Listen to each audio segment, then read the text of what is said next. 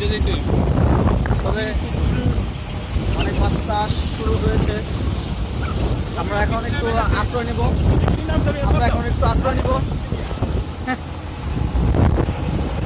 লোডের অবস্থা লোড। এখনো জন্য ভিডিওটা অফ করা হলো। নেক্সট টাইম আরেকটা